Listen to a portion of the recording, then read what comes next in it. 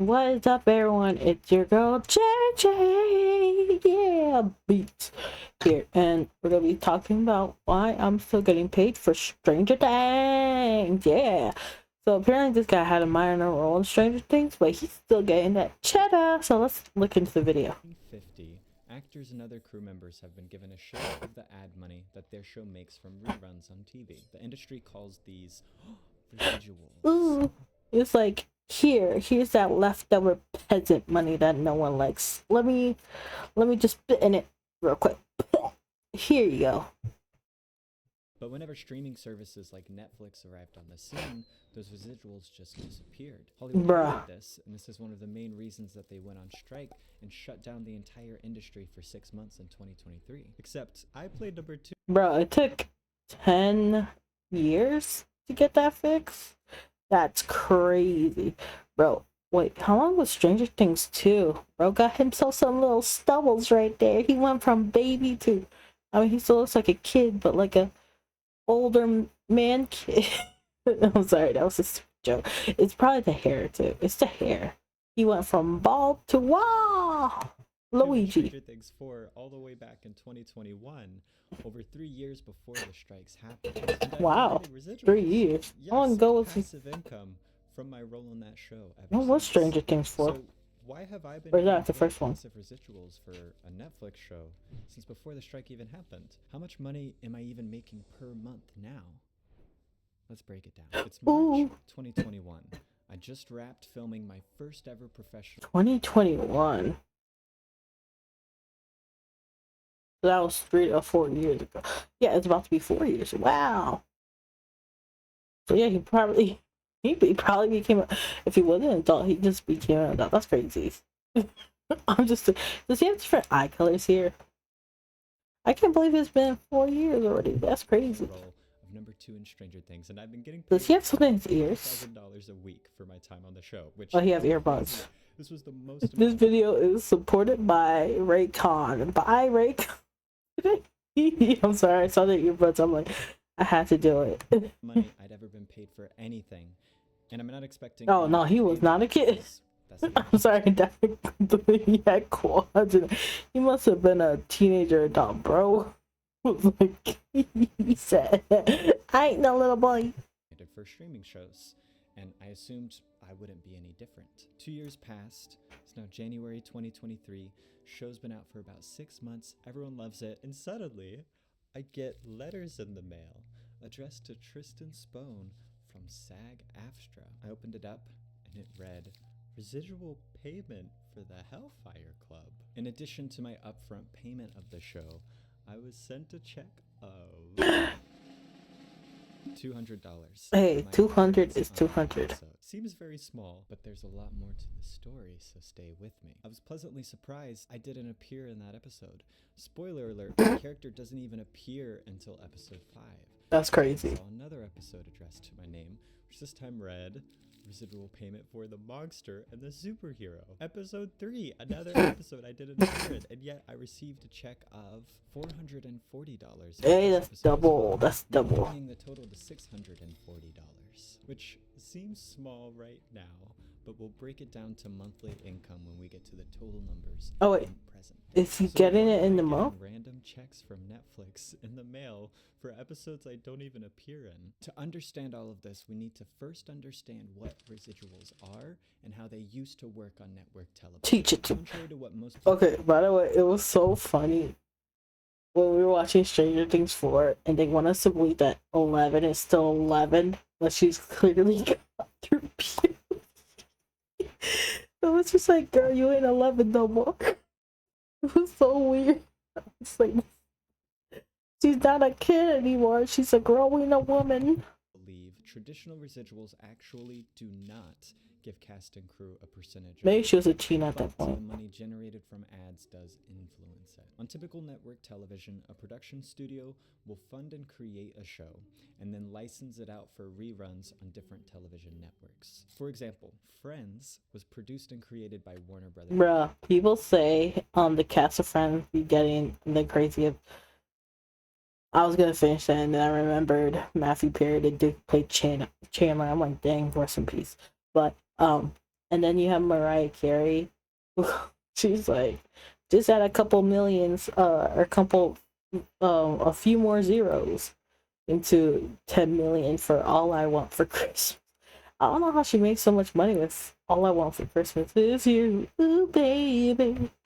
their studio. They paid for and created the show, but then they would license it out to TV networks like NBC for the initial release and afterwards reruns. The studios would then negotiate syndication or rerun deals with the television network, and this would determine how much the television networks paid the studios to air the show over that time frame. Once the amounts were negotiated, the TV network would pay the agreed upon licensing fee to the studio every quarter, so every 3 months. The studio So would he then gets take everything 5 else? to 6% of their quarterly license fees and pay it out to the cast and crew of the show, also every quarter, every 3 months. Meaning, actors could earn additional income from work they'd already done every 3 months. And this was Ooh. critical for the average actor because they depended on these residuals to still pay for rent and groceries in between jobs in a very unpredictable career. But that's Yeah.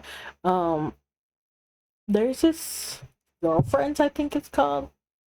And the one guy, he was like one of the mains. A lot of people liked him, but he said that he couldn't get a job after Girlfriends, or at least a big role, which left him into like a depression, or like people could always tell he was going through something. And then he got himself a small role in Abbott Elementary, so I think things are looking up a little bit for him. But there's like another thing that happened with the guy. What's his name? He was in Looney Tunes Back in Action and George of the Jungle. And like things went bad with him once him and his girl got divorced. I don't know what went on, but like he it was hard for him to get acting role until he did the movie Whale. So like yeah, these are important. when I saw the rest of the letters. Residual payment for the Nina Project, The Dive, and Ooh. The Massacre at Hawkins Lab. Those gotta be Episodes more. I did actually appear in. And in total, these checks added up to Yay! $2,352, bringing the total now to $3,022. Nice. Okay, so that number's looking a little bigger now, but stay tuned to the very end to see the total amount and how much that equals in monthly passive income. Ooh. Why did I also get payments for episodes I didn't even appear in? And where are these residuals even coming from? Because if you aren't aware, Netflix is basically a production studio and a modern television network wrapped into one. Netflix Nice. funds and creates shows themselves, and then they stream them on their own platform, meaning there's no license fees being paid out by anyone. Where is all of this money coming from to pay actors like me these residuals? Us, You might think the it's all the viewers. money they're making themselves from people watching the show, right? Well, back to Wrong. network television, the money that was made from ads that played during a certain show was revenue that could be tied directly to that show. And it was incredibly clear how much each of those shows was earning them. But streaming Wow. isn't necessarily that simple, with one of the perks of streaming being that there are no ads. Everyone just pays. Yeah, we can't really say that anymore, because have you seen Hulu and Prime? Bro, Prime did us dirty. Amazon Prime. If you bought Amazon Prime back then, you had no ads, right? Now you have ads, and you have to upgrade your Prime to have no ads. I'm like, the turd. And then you had Hulu, where they keep raising it. Yeah, they're jacking up my Hulu chat. It used to be like $10 a month with ads. I think it was like maybe 12, 13. Now it's 20. And my brother don't even pay his half. I gotta pay that. They pay that all by myself. So make sure to play Ari's Choice on itch.io and consider donating. You. But no, he did me dirty. Monthly fee I gotta pay for that. access to Netflix's entire catalog. So even though they might be watching a show like Stranger Things, they might have also watched 6, 7 other shows that same month. And it's almost impossible to determine which shows are causing people to sign up in the first place and which shows are actually causing people to stick around and keep paying that monthly subscription.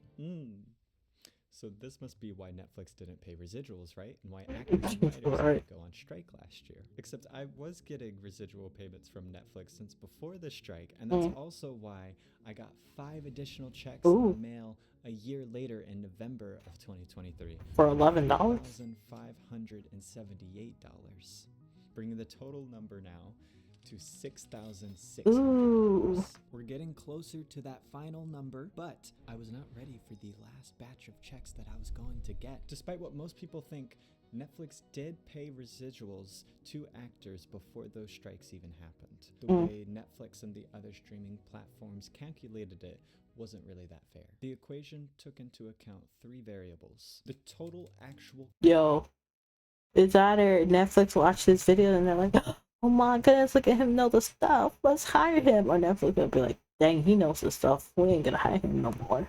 compensation, or TAC. The actor got paid up front for the episode, including agent fees and overtime fees, which I got a lot of. How many Ooh. subscribers the streaming platform had when the show went into production, and how many years it's been since the release of the show. Now, this is where it gets kind of confusing, but stay with me because it gets very interesting, and I'm going to try to keep it as simple as possible. The numbers I'm about to say won't have any particular reason behind them. They're just the numbers in the equation that these streaming services made up to represent these 3 variables that I just mentioned. And they use these to calculate their own version of residuals. There are 2 separate equations. For the domestic number, you take the total amount that they got paid up front, and for the streaming services with over 40 million subscribers, you then multiply that by 150%, or 1.5. And then, Dang. if it's been released for a year, you multiply it by 45%, so Bruh. 0.45. That 45% only applies to the first year since release, and gradually gets smaller every year. Dang. Eventually, it levels off at a meager 1.5%, Dang. 13 and onwards. Then, for the international number, you use the same equation again, except the subscriber factor is changed to 90%, or 0.9 for the big streamers like Netflix. Okay, so Dang. let's do this equation for one of my episodes. Let's just say I got paid $10,000 up front for my big Massacre of Hawkins Lab episode. Bro, I then multiply dang. that by That was graphic. 1.5 and 0.45 for the first year's domestic number. For the foreign number, I multiply $10,000 by 0.9 and 0.45. I then add those 2 numbers together to get a total of $10,800. About 25% of that would go to SAG-AFTRA, leaving Dang. me with a residual payment for my first year of about $8,100. Ooh. Dang, and that's just for one episode. Like, that is so much money. What the hell are all of these strikers complaining about? This man, who probably has to live in California or wherever Hollywood is at, is like, oh my god, that's so much money. Meanwhile, someone appears in one episode and they get paid $70,000 to $120,000 for an episode. He's like, that's so much money. Oh. Like, I don't know. I think that's just kind of very humbling to hear from someone who is quote unquote an actor. I don't know how many roles he's done, but like that's just kind of crazy to hear because people be like, yeah, I get paid like $200 for for one episode Except for a cameo. that's not quite how the equation actually works. You see, when it comes to this equation, although they say it takes into account the total upfront pay, it comes with a massive caveat. The Dang. number they use for the TAC is capped at about $5,000.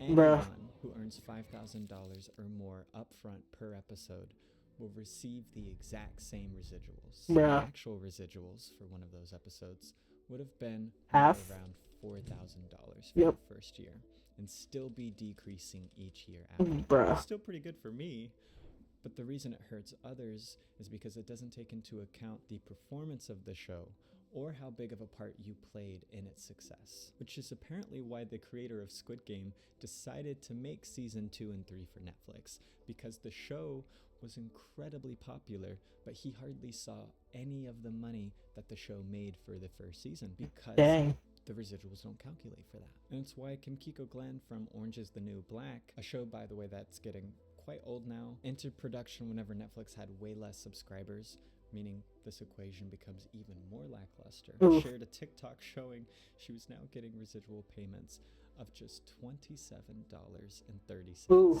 Which brings us back to my residuals and up to modern day. The reason I'm getting paid for episodes I didn't appear in is because I technically do appear in them. Very Oof. small, blinkety miss some flashbacks. And so I get a very small credit and therefore residual payments for them. Nice. A few weeks back, I received another couple of checks in the mail, which, by the way, these checks are pretty delayed because of a personal error on my end where they had the wrong address. So I'm only just now getting some of my payments for the first year of the show's residuals. But this time, the checks were for $5,466, bringing my grand total now up to $12,666 after its release all the way back in 2022. Meaning I've been making about $460 per month in passive income since the show released. I mean, I think that's good for passive. Technically, because of how these are calculated, I got so invested, I didn't even start talking. I think that's pretty good for passive income, though. Like, that's literally what we try to become as YouTubers, as just passive income. Like, this is not him doing the work. It's him just getting stuff from his past work, which I think is amazing. And I do hope he gets more roles if that is what he wants to do in the future. But yeah, it'd be kind of crazy if we saw him in a big breakout role. But like, you know how Tom Holland, he did this one role when he was a kid, and that was his big breakout role.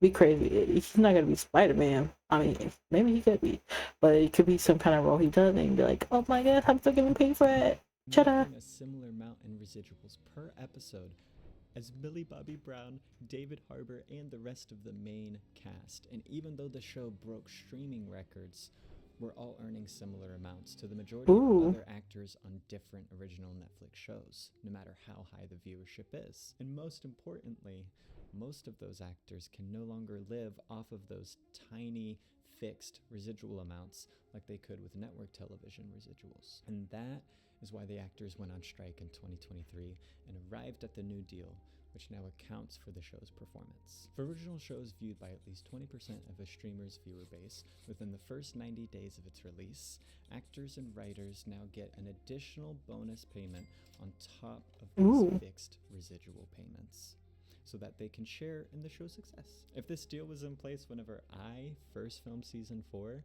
I likely would have gotten an extra bonus payment of anywhere between $10,000 to $100,000 on top of these residuals. And that would have been extremely nice, but I'm just so grateful and happy that I was in the show. And this isn't something that heavily affects me, but it does affect you as you get further into the industry. Now, if you loved this episode and you'd love to see me and another Stranger Things actor, Logan Riley Bruner, break down 5 iconic horror scenes, then go Yo, there's a frame that I paused, but I hope he gets more acting roles, and maybe he could be in season, was it 5 of Stranger Things as a flashback, like, ooh, flashback, let me look at your eyes pop out. So he can give him this boy some residuals. And while you're at it, make sure to watch the next video for me. But with that being said, this is JJB signing out. You guys have a good one. Bye bye.